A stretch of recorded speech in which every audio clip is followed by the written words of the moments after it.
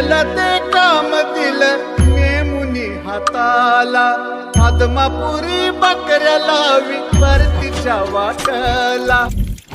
बोला बोला बाळू मामांच्या नावानं चांग भलं. यमदेव जर रेड्यावरती बसून आला आणि तुमच्या आपल्यामधल्या एखाद्या माणसाला कायमचं देवाघरी घेऊन गेला तर मंडळी तो यमदेव परत त्या माणसाला सोडायला कधीच येत नाही. अर्थातच एकदा मरण पावलेला माणूस, एकदा देवाघरी गेलेला व्यक्ती परत येत नाही. त्या रेड्यावरती बसलेल्या यमदेवाला आपल्यातला माणूस हिरावून त्या देवापर्यंत नेणं माहीत असतं, परंतु तो माणूस आपला परत आपल्यामध्ये सोडणं त्या यमदेवाला जमत नसतं. तो यमदेव त्या माणसाला परत सोडायला येत नसतोय. परंतु मंडळी, जर एखाद्या माळरानावरती काळा कुठ्ठ मेंढ्यांचा कळप दिसला, त्या ठिकाणी तंबू ठोकलेला दिसला, काही सेवेकरी दिसले आणि यदा कदाचित अपवादात्मक असा चमत्कार घडला की एखादा मरण पावलेला माणूस परत जिवंत झालाय, तर समजून जा की तो तळ आहे बाळूमामांचा. तो बघा ते बकऱ्यांचा कळप सगळा आहे संत सद्गुरू बाळूमामांचा. कारण होय मंडळी, असा काही चमत्कार घडला की एक लहानगी मुलगी काही कारणांमुळे मरण पावते, परंतु नंतर घडतं असं की संत सद्गुरू बाळूमामांच्या तळावरती नेल्यानंतर ती मरण पावलेली मुलगी पुन्हा जिवंत होते. होय मंडळी, तुमचा सुद्धा विश्वास बसणार नाही. त्या वाईट काळाच्या यमदेवाच्या सुद्धा तावडीमधून आपल्या भक्तांची सुटका करू शकतोय असा या जगाच्या पाठीवरती असणारा एक देव म्हणजे संत सद्गुरू बाळूमामा. जगाच्या पाठीवरती असणारा देव नव्हे तर हे जगत ज्याच्या पाठीवरती तरलेला आहे असा देव म्हणजे बाळूमामा, असं सुद्धा बोलायला मंडळी हरकत नाही. कारण अनेक भक्तांच्या जीवनामध्ये सकारात्मक बदल आज सुद्धा घडत आहेत. अनेकांना चमत्कार रूपी अनुभव येत आहेत. अनेकांची वाईट संकटामधून अगदी काळाचा त्यांच्यावरती घाला आलेला असताना सुद्धा त्यांचा बचाव झालाय. अशी सुद्धा काही उदाहरणं काही भक्तांसोबतचे अनुभव आहेत. मंडळी, मामा हयात असताना अनेक प्रसंग, मामांचे अनेक चमत्कार जे तुम्हाला माहीत असतील. अगदी मरण पावलेल्याला सुद्धा जिवंत केलेलं आहे मामाने. गोंडप्पा नावाचा मामांचा मित्र. ती स्टोरी सगळ्यांना माहीतच आहे, परंतु दुसरी एक स्टोरी तुम्हाला सांगतोय की एक मुलगी काही कारणांमुळे मरण पावलेली होती, परंतु मरण पावलेली ती मुलगी सुद्धा मामांच्या तळावरती जिवंत झाली. मंडळी, पुढे ती मुलगी कुठे गेली? पुढे ती जिवंत कायमस्वरूपी राहिली का? आजही ती जिवंत आहे का? ते आजच्या व्हिडिओमधून आपण बघणार आहोत.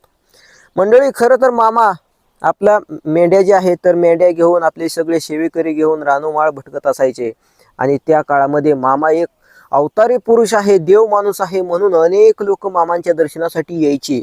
जशी आज सुद्धा मामांचा तळ आल्यानंतर हजारो शेकडो लोकांची गर्दी होते दर्शनासाठी, तशीच गर्दी त्या काळामध्ये सुद्धा होत असायची. आणि मंडळी, असंच सीताप्पा नावाचा एक मामांचा भक्त. खरं तर मामा त्याला आले, त्याची चाहूल लागली. रानामधून जात असताना त्याला दिसलं की मामांचा तळ आहे, झाडाखाली मामा बसलेले आहेत, मेंढ्या चरत आहेत. तो लगेच लगबगीनं गेला, मामांच्या पाया पडला, मामांचं दर्शन वगैरे घेतलं आणि तिथून तो सीताप्पा थेट आपल्या घरी गेला. आता घरी गेल्यानंतर त्याची हौसाबाई नावाची पत्नी होती आणि त्या पत्नीला त्यानं सांगितलं की मामांचं मला दर्शन घडलं बघ, आजचा दिवस फार आपल्यासाठी चांगला जाणार. मंडळी, हे त्या बायकोनं ऐकलं आणि ती बोलली की खरंच की काय, मला सुद्धा मामांच्या दर्शनाला यायचंय, आपल्या पोरीला या यमुनाला सुद्धा आपण मामांच्या दर्शनाला घेऊन जायचं. तिने हट्ट धरला. एवढंच नाही की त्यांनी ठरवलं की जोपर्यंत मामाचा तळ इथं जवळपास आहे तोपर्यंत दररोजच सकाळ संध्याकाळी आपण मामांच्या दर्शनासाठी जायचं. आता तो जो सीताप्पा आहे तो आपल्या बायकोला हौसाबाईला घेतो. ती यमुना नावाची लहानगी गोंडस त्याची मुलगी असते, तीही मुलगी सोबत त्यांची असते. ते मामांच्या दर्शनासाठी संध्याकाळी जातात. आता जातात, सगळं काही होतं, दर्शन वगैरे सगळं काही घेतात. अनेक लोक आलेले असतात, जशी आजही लोक मामाच्या दर्शनासाठी तळावरती येतात त्याच पद्धतीनं प्रत्येकानं दर्शन घेतलं. आणि हे सीताप्पा, हौसाबाई आणि त्यांची लहानगी मुलगी हे तिघेजण मामांच्या दर्शनासाठी आता मात्र गेले. मामांचं दर्शन घेतलं.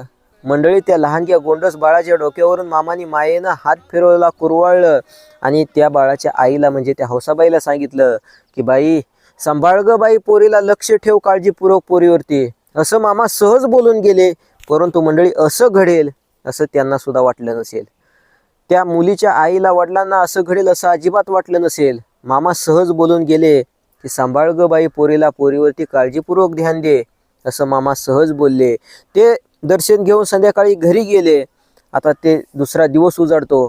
तो जो सीताप्पा आहे तो कामानिमित्तानं रानामध्ये निघून जातो. ही जी हौसाबाई आहे त्याची पत्नी घरामध्ये भाकरी करत असते. आणि ही लहानगी यमुना अंगणामध्ये खेळत असते. बघा मंडळी, अंगणामध्ये पालापाचोळा असतो, जनावरांचे वैरणी, कडबा वगैरे सगळा काही असतो, कडब्याची गंज असते आणि अशा पद्धतीचं गावाकडचं वातावरण. आणि याच्याच मध्ये मंडळी त्या पाल्यापाचोळ्यामधून एक भला मोठा काळा नाग आला. सळसळ सळसळ करत अंगणामध्ये तो नाग आला आणि अक्षरशः मंडळी ती लहानगी ती यमुना नावाची गोंडस मुलगी खेळत असताना अचानकपणे तो साप, तो भला मोठा नाग त्या यमुनाला डसतो, चावा घेतो आणि सळ सळ सळ तिथून निघून जायचा प्रयत्न करतो, निघून जाऊ लागतो. ती यमुना आई ग अशी म्हणून मोठ्याने किंचाळते. आता मुलगी का ओरडली म्हणून घरामध्ये भाकरी करीत असणारी ती मुलीची आई, ती हौसाबाई, अगदी पिठाने कणकीने भरलेल्या हातानेच बाहेर येते. बघते तर काय, तोंडाला फेस येऊन ती मुलगी खाली पडलेली असते, तडफडत असते आणि तो भला मोठा नाग सळ सळ सळ करून तिथून निघून जाताना तिला दिसतो. आता ती सुद्धा मोठ्याने टाहो पडते, ओरडते, आपल्या लेकराकडे जाते, उराशी उचलून धरते.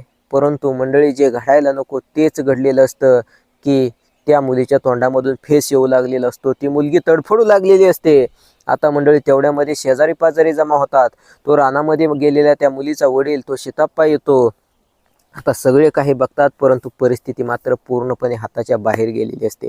अगदी त्या लेकराचे हृदयाची, छातीची धडधड मात्र थांबू लागलेली असते. आता करायचं काय? मामांचे शब्द त्या मुलीच्या, त्या लहान लेकराच्या आईला आठवतात की रात्री मामांच्या तळावरती दर्शना गेल्यानंतर मामा बोलले होते की सांभाळ ग बाई लेकराला, पोरीवरती तू काळजीपूर्वक लक्ष दे, ध्यान दे.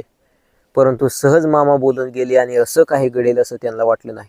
आता त्यांनी ठरवलं की काहीही करायचं आणि या मुलीला घेऊन आता आपण मामांच्या तळावरती जायचं. मामाच आता काहीतरी करतील. काय करतील मामा? या सर्पदंश झालेल्या मुलीला मंडळी काय करतील मामा? परंतु त्या भक्तांच्या मनामध्ये ठाम विश्वास होता की मामाच काहीतरी करतील. आता ते लहानग्या मुलीला घेऊन त्या तळावरती गेले.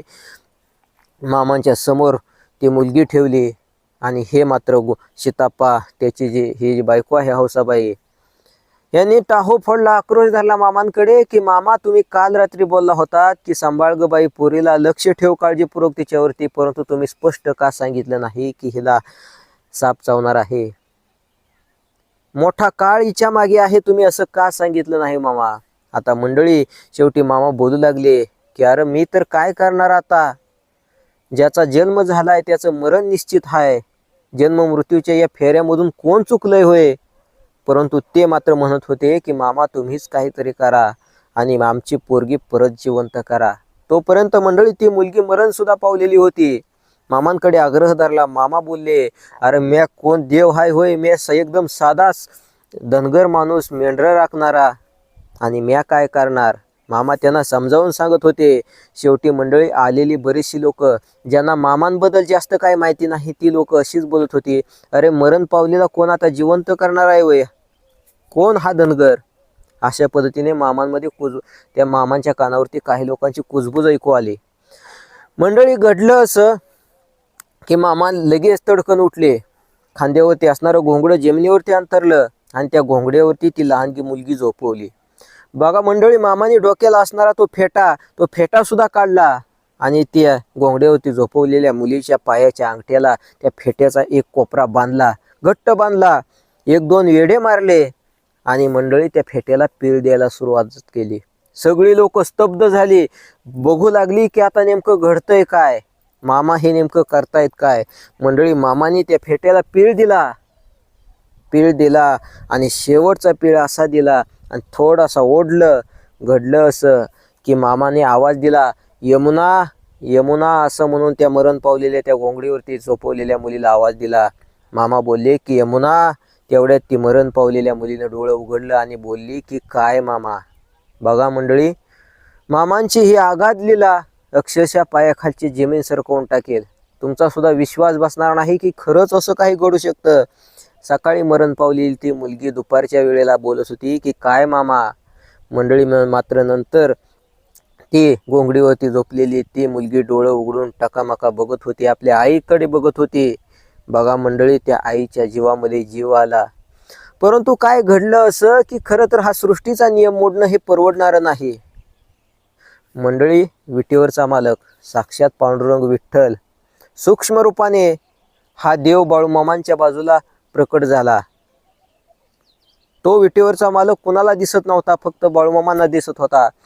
आणि तो विटेवरचा मालक मामांकडे बघून मामांना विनवणी केली की मामा, हे असं जर सुरू राहिलं तर सृष्टीचा नियम मोडेल आणि हा सृष्टीचा नियम मोडणं हे परवडणारं नाही. खरं तर संत सद्गुरू बाळूमामा हे लहान असताना त्यांचा समवयस्क मित्र होता गुंडाप्पा नावाचा, आणि तो मित्र मरण पावल्यानंतर त्याला सुद्धा मामांनी मेल्यानंतर जिवंत केलेलं होतं. यावेळी विठेवरचा मालक स्वतः प्रकट झाला आणि मामांना बोलू लागला की त्यावेळेस मी काय बोललो नाही, परंतु हे जर कायमच असं सुरू राहिलं तर हा सृष्टीचा नियम बदलेल, सृष्टीचा नियम मोडेल. मग बाळूमामा बोलले की देवा मी काय करू. तेव्हा त्या विटेवरच्या मालकानं सांगितलं की काही नाही, हा नियम मोडणं चुकीचं आहे. तुम्ही असं करा मामा की त्या मुलीच्या त्या अंगठ्याला बांधलेला तो फेट्याचा पिळा आहे, तो फेट्याचा पिळा तुम्ही परत दिला करा. मामाने तसंच केलं आणि परत मंडळी फेट्याचा पीळ ढिला केल्यानंतर परत त्या मुलीने डोळे झाकले, मान एका बाजूला टाकली आणि परत ती मुलगी निघून गेली कायमची देवा घरी. ती मुलगी परत मरण पावली.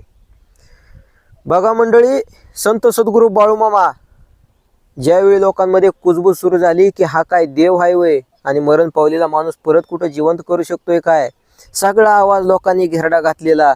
आणि त्यावेळी ती आई बोलत होती की मामा माझ्या पोरीला जिवंत करा, काहीही करा.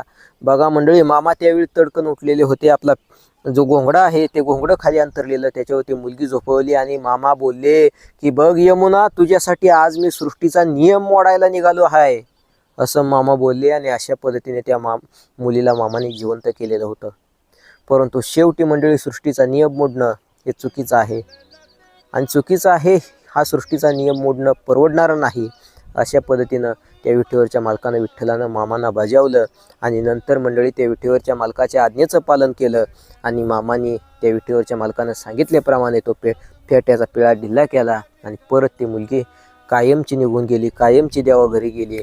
नंतर त्या मुलीचा अंत्यविधी वगैरे सगळं उरकण्यात आलं. तर बघा मंडळी, मामा हे आपल्या भक्तांसाठी काय करू शकतात याचं मूर्तिमंत हे उदाहरण आहे. अशा पद्धतीने जर सृष्टीचा नियम मोडायला हा देव तुमच्यासाठी उभा राहत असेल तर तुमच्यावरती अडचणी असतील, संकट असतील, काही समस्या असतील, तर याच्यामध्ये तो देव तुमच्या पाठीशी का उभा राहणार नाही याचा विचार आज आपण केला पाहिजे. आणि होय मंडळी, हे तितकंच खरं आहे, तितकंच वास्तव आहे की मामा आपल्या भक्तांवरती लक्ष ठेवून असतात आणि आज सुद्धा अनेकांच्या जीवनाचं सोनं हे मामांमुळं झालेलं आहे.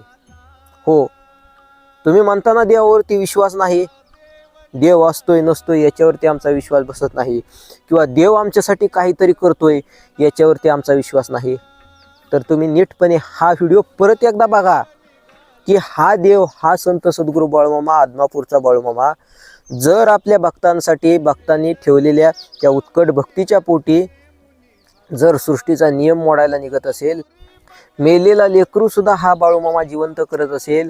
बघा मंडळी, ते आईचं रडणं, त्या लहानग्या मुलीच्या आईचा आक्रोश, त्या आईच्या अंतकरणाची, त्या आईच्या काळजाची होणारी तगमग हे न पावल्यामुळं जर मेलेली ती मुलगी मामा जिवंत करू पाहत असतील तर तुमच्या आमच्यासाठी मामा काय करायला कमी पडतील. विचार करा. सदैव मामा आपल्या पाठीशी असतील. फक्त मामांना गरज आहे श्रद्धेची. मामांची एकच इच्छा आहे, माझ्याकडे श्रद्धाभावानं या, उत्कट अशी भक्ती करा, माझ्यावरती विश्वास ठेवा, तुमच्या विश्वासाला मी तडा जाऊ देत नाही. ते मामाने दिलेलं वचन, आज सुद्धा ते वचन हे मामा काटेकोरपणे पाळत आहेत. फक्त भक्तांची पण निष्ठा तशीच पाहिजे, तरच मामांच्या सेवेचे फळ आपल्याला भेटते. हाच अर्थ या स्टोरीमधून निघतो. आणि आता मी थांबतोय, आपल्या सगळ्यांचा निरोप घेतोय. भेटूया आपण एखाद्या पुढच्या नवीन व्हिडिओसोबत. तोपर्यंत जय बाळूमामा. बाळूमामांच्या नावानं चांग भलं.